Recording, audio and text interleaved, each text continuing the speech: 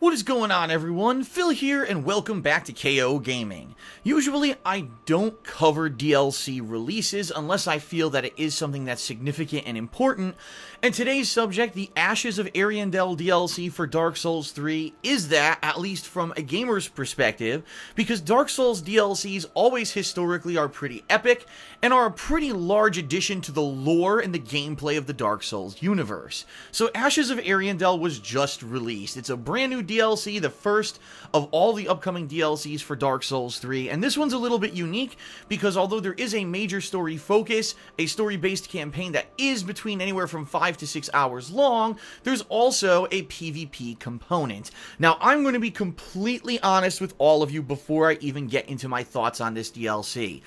I don't particularly like the PvP of Dark Souls. I've always thought it was cheap, it was laggy, I never really enjoyed it, ridiculous backstabbing and all kinds of silly stuff that I just don't really particularly enjoy, although I am fully aware that there are lots of people out there who are huge fans of it. So if you're here to find out about the PvP of the new Ashes of Ariandel DLC, sadly you have come to the wrong place because I didn't even check it out. I basically played through the fun story and new boss fights and epic content of this DLC, and I am not interested in the least in the PvP. So for all intents and purposes, this video is going to walk you through the story-based portion of the Dark Souls 3 DLC. Now, I also want to say this, spoiler alert, because I am going to be directly talking about enemy types, lore, and yes, maybe even some of the bosses in this DLC. Therefore, if you don't want to be spoiled, I strongly recommend you don't watch this review. Obviously, it's going to talk about the DLC itself, and you're going to want to have that surprise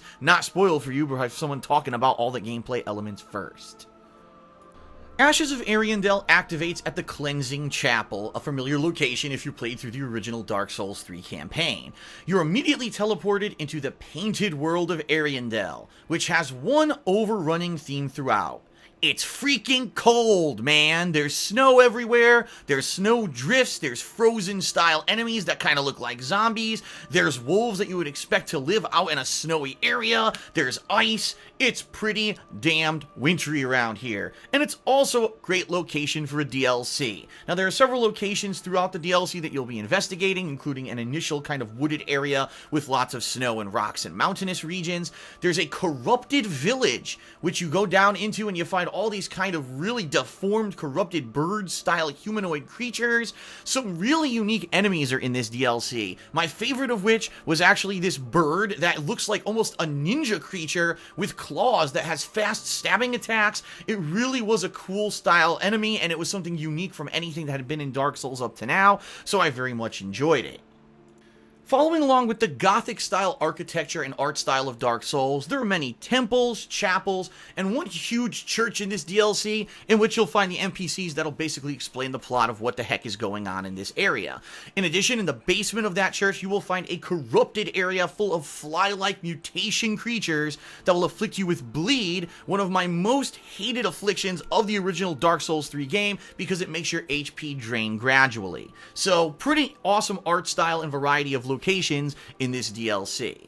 Now, in addition, the loot. The loot is pretty damned good. You're going to be getting all the unique loot pieces from the enemies in the DLC, including these zombie-like warriors that are out in the frost. You'll get their armor sets and weapons. You'll get a torch that allows you to breathe fire. There's also the weapons you're going to get off these dark Viking-like enemies who are humongous and slow and lumbering, but very damaging. These weapons basically allow you to do area of effect attacks, which is pretty cool. And then, of course, there's the weapons from the crow-like enemies, those ninjas that I had mentioned before. One is just kind of a double dagger set of claws that you can use, but another one is a long rapier and throwing daggers, which is a pretty unique combination because you have both ranged and close-up melee combinations, so some pretty awesome loot. Now, there's also different magic and stuff. You get a spell that lets you cast a frost affliction on any weapon in your right hand, which is one of the debilitating things from Dark Souls 3 that really wasn't implemented that much, so it's interesting to see them kind of have that show up. And I do have to say that the boss boss weapon that you can get seems pretty unique and interesting. I don't want to spoil too much about that, but it does seem like a kind of cool weapon that someone might want to even respec their character to check out, so definitely the loot is worth it. Of course, the most notable loot here is probably the fact that there's a brand new pyromancy conjuration item. There's also a new pyromancy spell, and of course, the ability to go to a new PvP arena. If you find a super secret area and get these ashes that are hidden, it'll enable a new PvP arena. If you're into PvP, you can go there. I particularly, as I said, don't really care too much about that, but hey, there's a lot of loot to be had in the Ashes of Ariandel DLC. Now, spoiler alert, I'm going to talk about the bosses. Now, one of my major gripes of this DLC are basically the very large lack of boss fights. In fact, in this DLC, there are 2 NPC-style characters who you'll fight, and in particular, I didn't find either of them too difficult. It's basically the same as all the other NPCs of Dark Souls. You basically have to figure out their attack patterns and find out how to counterattack around them when they're done swinging or they've depleted their stamina, or even find a way to break their guard, to break through and wail away on them until they're dead. So no big deal there, but there are 2 big boss fights, the first of which is kind of surprising because at first it seems like it's super easy, and then all of a sudden a certain party shows up to scare the living crap out of you, and then you realize this is the real boss fight. I definitely enjoyed this one a lot. And then there's the final boss, of which I'm not going to totally spoil. I'm only going to show you the few clips from this first boss phase. There's actually more than this, but this was a fun boss because it's all about learning the patterns and actually adapting to them. Unlike other Dark Souls bosses where a lot of times they're just like meat sponges and you just keep wailing on them and they ignore all of your attacks, this particular boss actually staggers if you time your attacks correctly, which basically makes it one of the most skillful fights in the Dark Souls series because it's more about learning when to attack and counterattack rather than just finding an abusable pattern like, oh, run behind the big toe of this giant lumbering beast and wail away until he melts into a pile of nothing. So I definitely liked the boss fights, but it needs to be said, why were there only 2 of them? Most other Dark Souls DLCs leading up to now have had multiple epic boss encounters. This one really felt pretty underwhelming, especially when it comes to the fact that it's only about a 5-hour-long DLC outside of the bosses. There's just really not that much content. Once you run through this area once, you're pretty much going to get all the loot. And it does need to be said, there are 2 secret areas in this DLC that actually have some of the best loot. I actually thought that I had completed this DLC after only playing it for about 3 hours. I was ready to move on to the final boss, and everyone was like, no, no, no, you missed out on these 2 giant areas, you have to go back and find them. I eventually did and found out, wow, these actually are big optional areas that you could easily miss out on if you didn't know you have to do these certain tricks to get to them. So I am very happy that my viewers actually told me about them so I could get the most out of the DLC. But it still needs to be said, only around 5 to maybe 5.5 hours of gameplay for this DLC, while other Dark Souls DLCs in the past have run anywhere from 7 to 10 hours, only 2 boss fights. I do find myself criticizing this one a little bit. Even though I enjoyed the time that I spent in it, I don't think that there was enough to it. Now, another criticism that I have about the DLC, I'll be honest, outside of the boss fights, it actually felt pretty easy, which is very different from the DLC experiences I've had with Dark Souls in the past, which have always seemed like a difficulty spike from the standard campaign. Now, it is recommended that you don't play this DLC until you've gone to Lothric Castle, which is near the end game of the original Dark Souls 3 campaign. But the bottom line is, I never grinded when playing the original Dark Souls 3 campaign at all, and my character was around the low to mid 90s in level when I started the Ashes of Ariandel DLC. So some people might say maybe I was over leveled. I don't know. I just played this naturally without grinding or anything like that. Right after I had beaten the campaign of the original Dark Souls, and it just did seem easy. You know, yes, I did die several times to kind of those gotcha mechanics, those beginner's traps that they always put into the Dark Souls games. You know, guy drops down out of the sky, lands on your head, and wails on you until you lose 90% life. Those kind of things are always going to be apparent in the Dark Souls franchise. But outside of that, the actual combat, the enemies, didn't really seem to challenge me that much. Maybe it's just because I've played Dark Souls now for so long and I'm getting good at the actual combat, but it just did not seem that it was really challenging me. I never really felt like I was struggling, except for maybe a few times when I was surrounded by multiple mobs of enemies by accident because I was rushing through rather than taking my time in a few instances. I don't know. It just did seem overly easy to me. I don't know if this is a new pattern for From Software, and now they're making the DLCs easier so that people feel they're more accessible.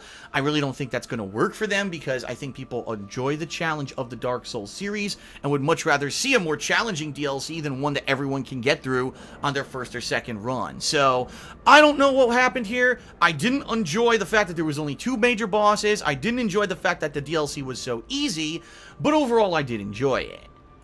And so, even though I'm not going to give the Ashes of Ariandel DLC a number score, simply because I'm not a PvP gamer and I didn't really care to even test out the PvP content, I don't really feel it would be fair for me to say, oh, it's this number grade on a scale, simply because I don't have that kind of experience and I didn't really fully play the entire thing and all of its content. But for the story-based aspect of the Dark Souls 3 Ashes of Ariandel DLC, I enjoyed the locations. I did enjoy retreading into the world of the Dark Souls franchise. I did like the loot that came out of this DLC, and the boss fights that were there were actually pretty good. In fact, I'd say the final boss of this DLC is probably in my top 3 Dark Souls boss fights that I've ever done, because it is that epic and that well done in my opinion. But the fact that the DLC is on the shorter side, the fact that there are only 2 bosses, and it seemed overly easy, kind of tips me towards the side that maybe this isn't the best one. You know what I mean? Now, quite honestly, to be fair, maybe the reason is because they actually put in PvP content. So they actually put dev time into another part of the DLC that I'm not going to experience. To which I have to end my kind of mini review saying this: if you're into the lore and you're into the gameplay of Dark Souls, you'll probably like the DLC, but feel like it came up a little short because of the shortcomings I've mentioned.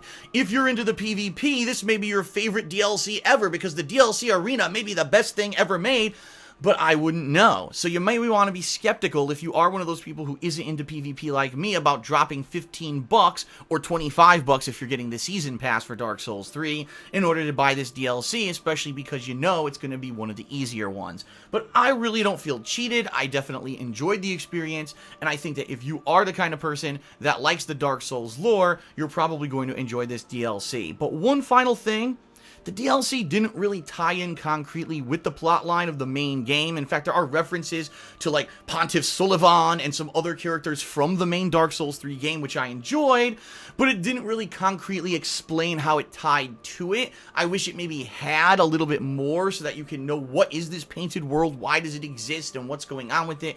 I mean, there's never a full elaboration, and having that little bit of just uncertainty in my head is a little bit annoying, because I would have liked to have a definitive explanation of what's going on. Maybe that'll be in future DLCs, I don't know, but for now there wasn't, so really it kind of left me with a little bit of a lack of a resolution. Overall, I like Ashes of Ariandel. If you like Dark Souls 3, you will as well. If you like PvP, you'll probably like it even more, so definitely check it out, but be warned, it's a little bit short and a little bit easy. That's it for my review of the Ashes of Ariandel DLC, everyone. If you liked the video, please give it a like here on YouTube, and if you're not already, consider subscribing to the KO Gaming right here, and also spreading the word about the channel to your friends. In addition, please check the description of this video for a link to my raw gameplay playthrough of this DLC over on my raw gameplay channel, DSP Gaming, as well as a link to my Loot Crate discount code, and also my Patreon. Thanks very much for watching, and I'll see you next time. Peace out.